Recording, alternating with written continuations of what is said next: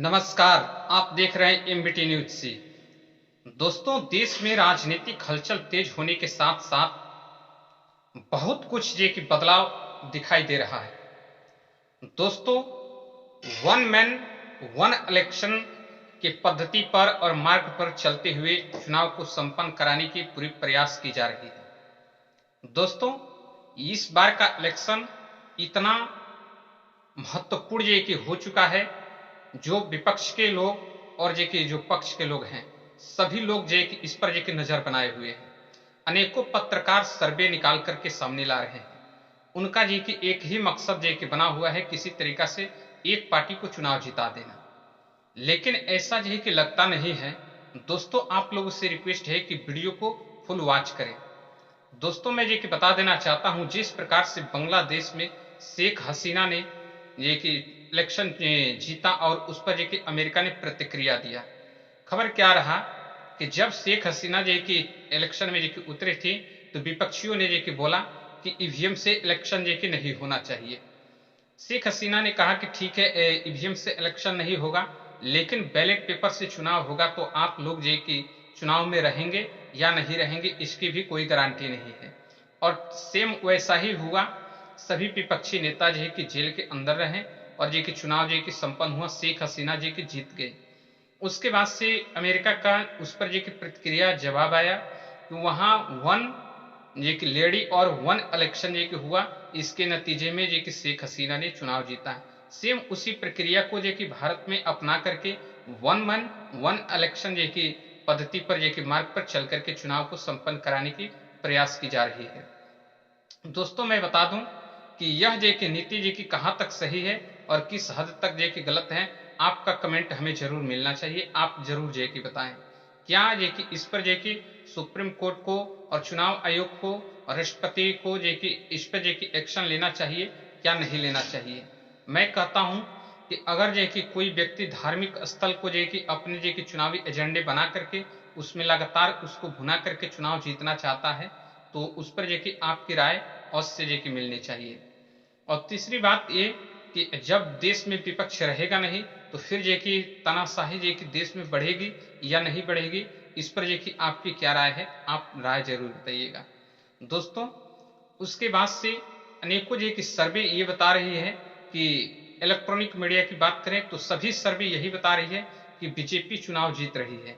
BJP जे कि हर जगह से ये है।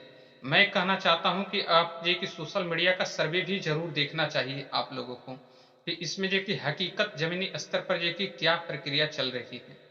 और दूसरी बात कि अगर बीजेपी से कोई उम्मीदवार जे कि लेडी है, उसके बारे में अपशब्द जे कि कांग्रेस के द्वारा जे कि बोला जाता है, तो उस पर जे कि अनेकों जे कि बीजेपी के लोग जे कि उस पर जवाब देते हैं, प्रतिक्रिया देते हैं।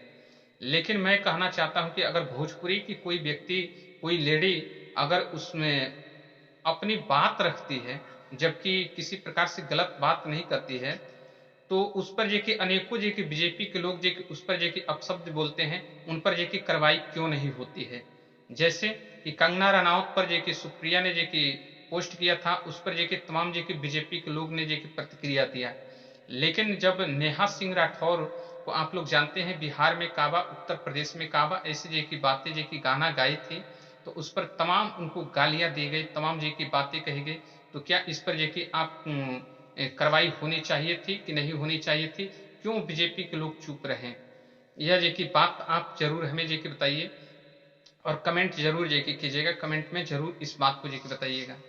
दोस्तों, और ये मैं कहना चाहता हूं कि जो सीट सर्वे जे की निकल के आ रही है और जो जे की ओपिनियन पोल जे की इलेक्ट्रॉनिक मीडिया पर जे की आ रही है, इस पर जे की ध्यान देने के साथ साथ आप जे की सोशल मीडिया का भी सर्वे पर जे की जरूर ध्यान दें। और दूसरी बात कि आप जे कि जहां से भी हैं, हमारे चैनल को विजिट कर रहे हैं, तो हमारे चैनल को सब्सक्राइब करें और कमेंट जरूर करके जे कि बताएं कि यह जो हमारी वीडियो जे कि आ रही है, वो कितनी हद तक जे कि आप लोग को सही लगता है या गलत लगता है। दोस्तों, मैं कहना चाहता हूं कि जब राम मंदिर से और जे कि चाहे जे कि अन्य भी जे कि मुद्दा को जे कि रखा जाए, उसके साथ साथ बेरोजगारी का और महंगाई का एक ही मुद्दा रखना चाहिए। इस चुनाव में जो कि यह सब मुद्दे रख करके जो कि चुनाव जो कि होने चाहिए, इस पर इलेक्शन कमीशन को सही तरीका से जो कि बातें स्पष्ट कर देनी चाहिए सभी प्रत्याशियों को। और दूसरी बात कि मैं आप लोग से पूछना चाहता हूं कि अगर कोई व्यक्ति आचार संहिता का उल्लंघन करता है तो उस पर जो कि केवल विपक्ष पर कार्रवाई होनी चाहिए या पक्ष में जो सत्ता में है उस पर भी कार्रवाई होनी चाहिए। अगर जो कि दोनों पर जो कि कार्रवाई होनी चाहिए तो उचित है, अगर एक पर जो कि कार्रवाई होती है तो अनुचित है। इसके बारे में आपकी क्या राय है? आप अपना राय हमें जरूर बताइएगा। और दूसरी बात कि मैं बता दूं कि जब इलेक्ट्रॉनिक वोटिंग मशीन से जो कि चुनाव जो कि कराना ही है, बैलेट पेपर चुनाव नहीं कराना है, तो फिर ये कि जो वीवीपैट से पर्चे निकलती है वोटर को मिलना चाहिए कि नहीं मिलना चाहिए? इस पर जो कि आपकी क्या राय है? आप अपना राय जरूर बताइएगा।